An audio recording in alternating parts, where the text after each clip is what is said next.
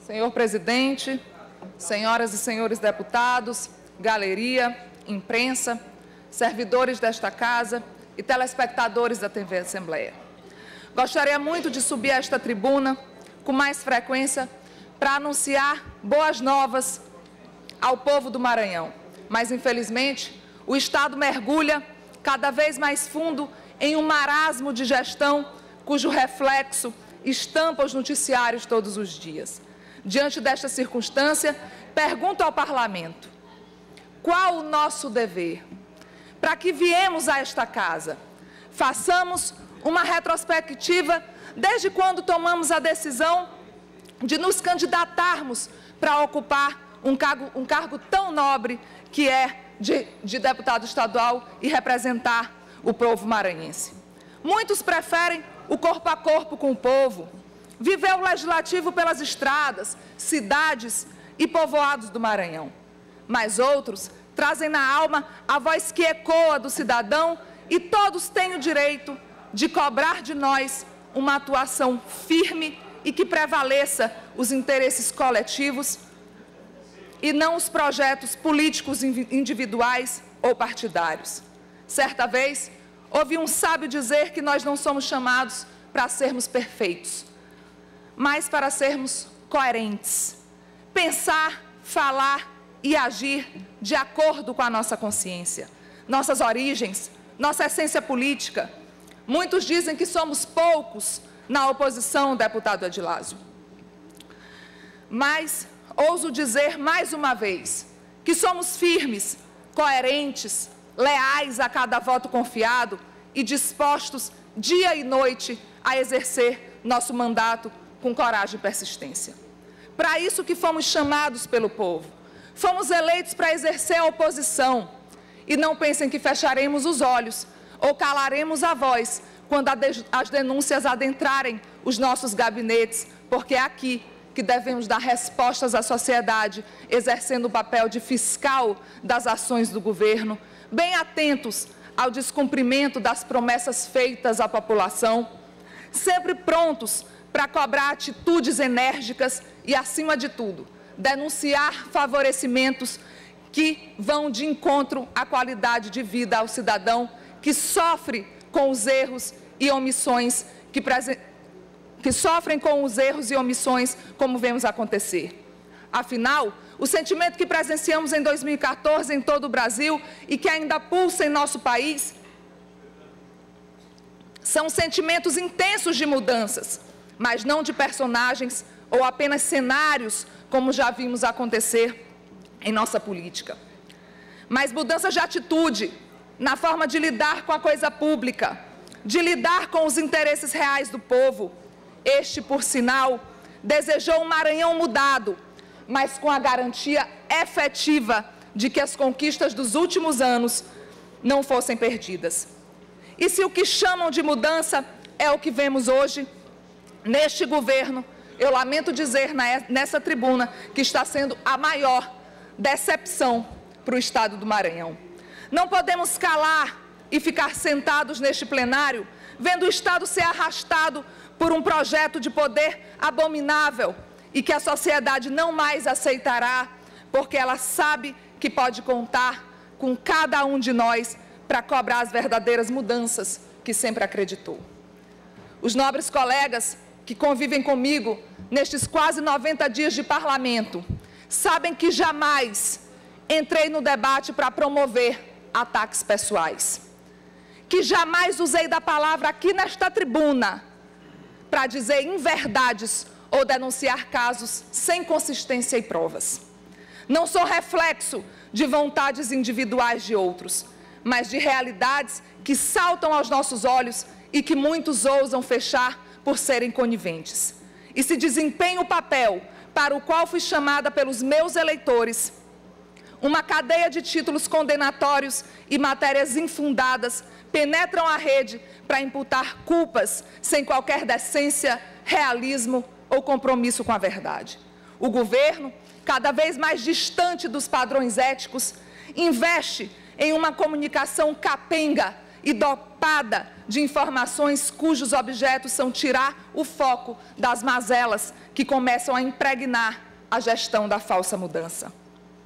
Um governante camuflado no discurso de oposição ao passado, inebriando o povo, enquanto ele entrega órgãos como o Detran para pagar dívidas de campanha. Caso este, com provas, denunciando formalmente a justiça, revelando a cada dia novos indícios criminosos e uma rede de contratos que vem sugando o dinheiro público desde a Prefeitura de São Luís. E neste caso, quero destacar a importante atuação dos deputados Adriano Sarney, Edilásio e Souza Neto, que não fecharam os olhos para este escandaloso caso de contratação para pagar dívidas de campanha eleitoral de Flávio Dino.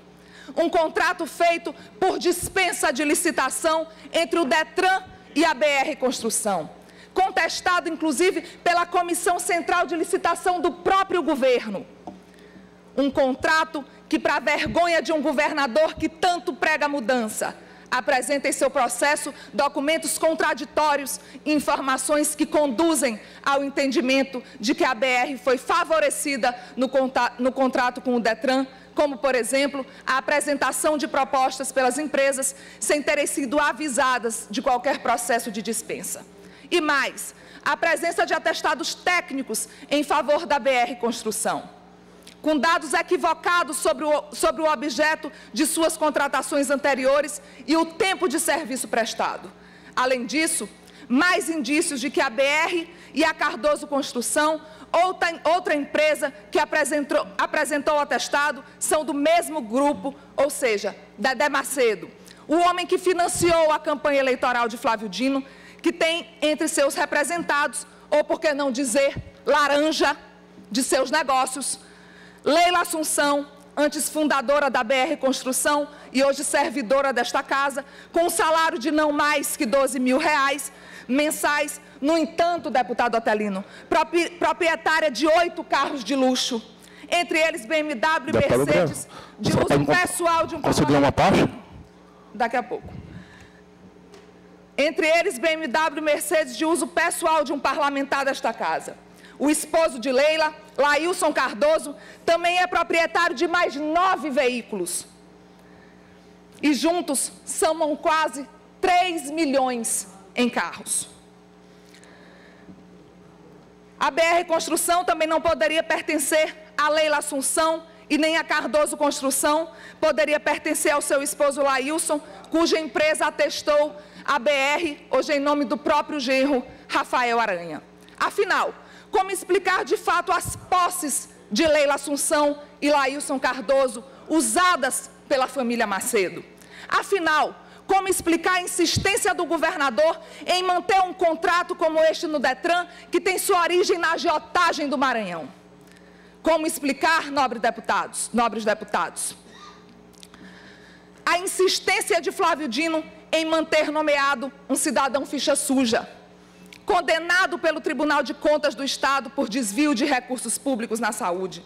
Luiz Júnior, como não canso de dizer, um homem que saqueou os cofres públicos e precisa devolver mais de 7 milhões ao próprio Estado, hoje chefia a rede de saúde no governo Flávio Dino. Há muito mais explicações que o governador deve ao povo, como, por exemplo, o porquê de nomear Davi Teles na CAEMA, filho de um ex-presidente da companhia, também acusado, deputada Ana, na justiça por desviar recursos do órgão. Até hoje, não ouvimos uma declaração sequer do atual secretário de Estado de Transparência e Controle, Rodrigo Lago, também citado em caso de corrupção e que nunca deu respostas convincentes sobre como foi parar um dinheiro desviado de convênios na sua própria conta pessoal. Processo este que ainda tem como réu o seu pai, que há poucos dias, inclusive, foi nomeado nesta casa e que esperamos que não seja um funcionário fantasma.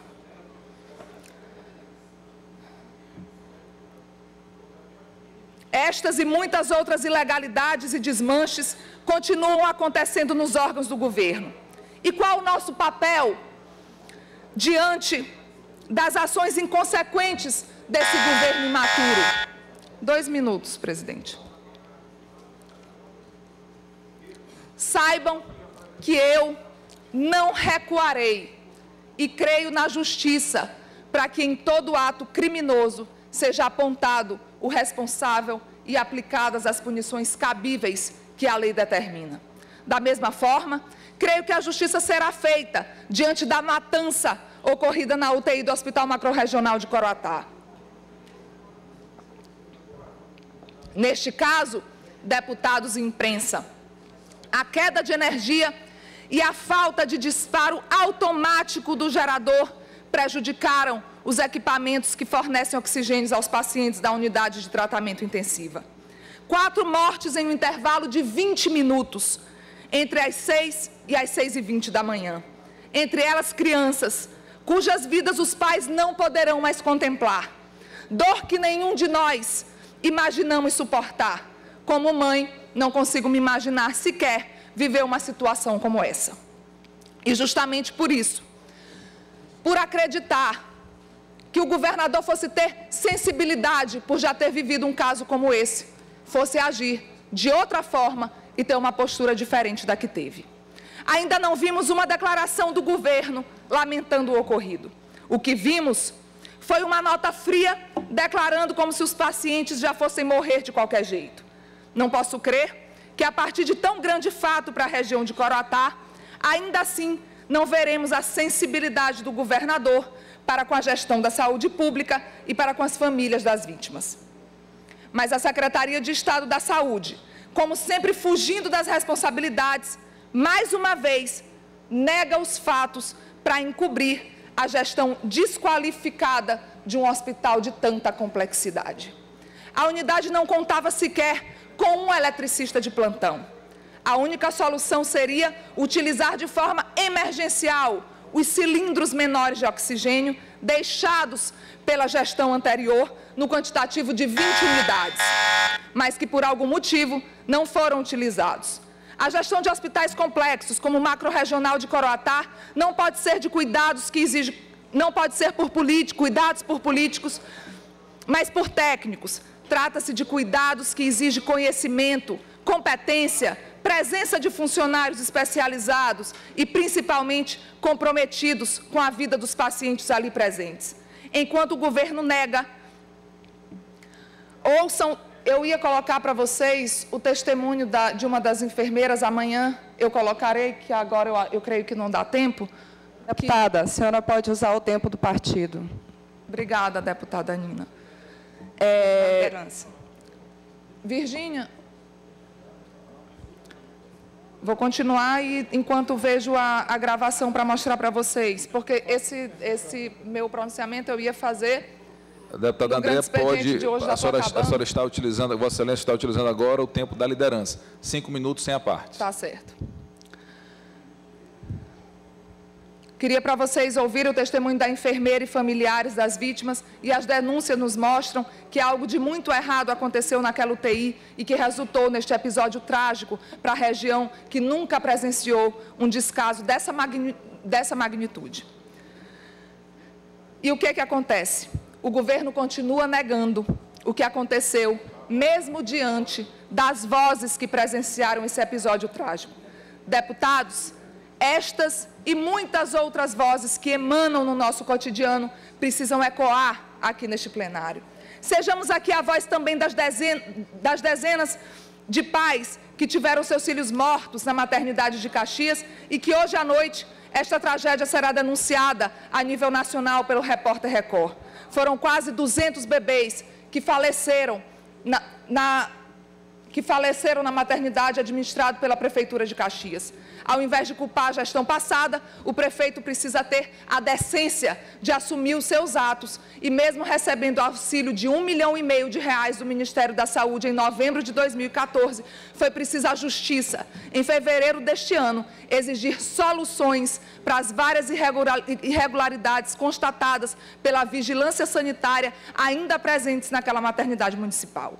E, ao contrário da inoperante saúde no município de Caxias, o Estado do Maranhão, na gestão passada, cumpriu o seu papel implantando 246 novos leitos de UTI, um recorde, deputado Otelino, nacional, todos dentro do mais alto padrão e com profissionais, médicos, enfermeiros, fisioterapeutas, odontólogos, técnicos de enfermagem e profissionais de saúde da mais alta qualificação. Então, um recado às lideranças da região: culpar o passado é, no mínimo, subestimar a inteligência do povo, que não suporta mais ficar sem respostas consistentes. Sejamos aqui a voz dos policiais, por exemplo, como bem executa o nobre colega Cabo Campos e outros sensíveis à causa da tropa. Categoria decepcionada, com reajuste inferior ao esperado, enquanto o governador Flávio Dino suplementa a Secretaria de Estado de Articulação Política de seu fiel escudeiro, Márcio Gerri, e garante salários desleais a profissionais de forma individual por se tratar de aliados. Sejamos aqui a voz dos pacientes e daqueles que buscam atendimento de qualidade nas UPAs e hospitais do Estado, porque o que ouvimos são usuários decepcionados com o serviço oferecido nos últimos meses, com a queda do investimento da saúde, onde a contenção de gastos no setor pelo governador Flávio Dino provoca má administração das unidades, atrasos nos salários e greves de médicos, como é o caso dos residentes do Hospital Carlos Macieira, que suspendeu as cirurgias eletivas. Tanta coisa. Enquanto isso, Flávio Dino promove a farra das dispensas, entrega o Estado para os seus doadores de campanha e usa os órgãos para ser extensão do seu partido político e suas pretensões futuras. Nesse projeto de poder, prioridade nunca foi o povo. Essa ideia consta apenas em discursos e justificativas vazias de uma comunicação institucional baseada em omissões, erros grosseiros e até mentiras que tornaram-se piada na imprensa maranhense. Ao invés de ser fonte segura de informações do governo, empurram goela abaixo o comunicado que os convém e que o povo aguente os problemas que não são solucionados e nem as tragédias respondidas. A dupla Dino e Gerri traz no histórico as decadentes gestões de Jomar Fernandes e Imperatriz e no início do governo de Edivaldo Holanda Júnior em São Luís. E agora, do governo do Maranhão. Gerri, que se diz jornalista, esqueceu há tempos os padrões morais, éticos e profissionais que todo jornalista deve prezar. No entanto, adota constantes ataques grosseiros aos profissionais da sua patente, desrespeita a imprensa, os veículos de comunicação deste Estado, sem aceitar e sem compreender que sempre irá existir posicionamentos contrários a qualquer administração pública vigente. A verdade é que a postura adotada pelo governador e sua equipe só demonstra o quanto despreparados... Só demonstra o quanto despreparados estavam para o cargo. Deveriam estar preparados para entender que nem todos os jornais, jornalistas ou formadores de opinião iriam ficar submetidos ao governo como imaginavam. Precisam respeitar as opiniões contrárias, as denúncias reveladas e procurar dar explicações e providências das falhas constatadas. Não é vergonha cometer erros, mas persistir neles é completa insanidade e prejuízo ao povo. Não é momento de governo atacar a oposição, não é momento de oposição se calar. Precisamos de explicações que até agora não foram dadas. O governo precisa dar explicações. Chega de mudar o curso da conversa. O povo do Maranhão não quer saber o que o governador acha de projetos do governo federal e nem quer saber se Flávio Dino é contra ou a favor da maioridade penal. O povo quer mais segurança e o fim das fugas de bandidos nas penitenciárias do Estado. O povo não quer mais ouvir Flávio Dino com a mesma cantoria de oligarquia e atacando a oposição, como ele faz constantemente nas redes sociais. O povo quer saber qual providência o governador irá tomar para não acontecer mais uma matança como essa de Coroatá nos hospitais do Estado. Os passageiros de ônibus aqui em São Luís não querem saber se Flávio Dino reduziu o imposto. O povo quer saber por que a parceria dele com a prefeitura não reduziu todas as tarifas de passagens. para nós, pode não fazer falta, mas para o assalariado mínimo, 20 centavos a menos tira um pão da mesa no café da manhã. O povo não quer ver Flávio Dino e sua equipe como comentaristas políticos, mas quer vê-los esclarecer, porque fichas sujas estão trabalhando no governo se um dia cometeram danos ao erário. É isso que o povo quer, explicações e ações verdadeiras de um governo e voz ativa de um parlamento que elegeu para cobrar do governo responsabilidades que estão sendo deixadas para trás. Nunca subi essa tribuna com ataques pessoais a qualquer deputado que seja. Hoje, subi na tribuna para falar realmente o que de fato tem acontecido. E se quiserem mais provas, pode pedir que eu trarei. Eu não sou o jornal Estado do Maranhão, que o deputado Fábio Macedo subiu aqui nessa tribuna para me atacar e dizer que alguma vez subi nessa tribuna para falar ou dele ou do pai dele. Estou falando não do seu pai, estou falando de um homem de negócios que financiou a campanha do governador, que deu dinheiro para o governador e que agora está com um contrato milionário no Detran e que nós precisamos apurar. Eu sou deputada eleita pelo povo, preciso cobrar. O meu papel é cobrar, assim como o seu papel também é o de defender. No caso, seu pai. Eu estou defendendo, não estou falando do seu pai, estou falando do seu pai como o homem que financia a campanha do governador. Realmente, o problema, deputado Fábio, não é seu nem do seu pai. A culpa disso tudo é do governador, que jamais deveria estar fazendo essa podridão dentro do Detran como ele está fazendo.